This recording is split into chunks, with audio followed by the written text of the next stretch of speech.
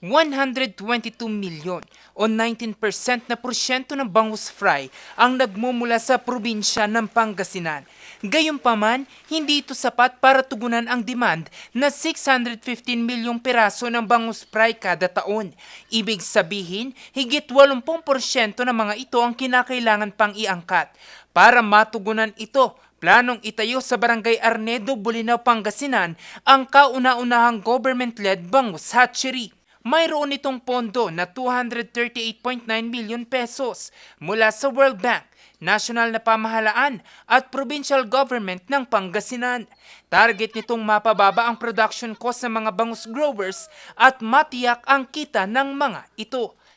Yung ating fisheries dito sa ating probinsya, because we are a coastal province, dapat mas mataas din yung increase ng production natin, ng harvest natin ng fish.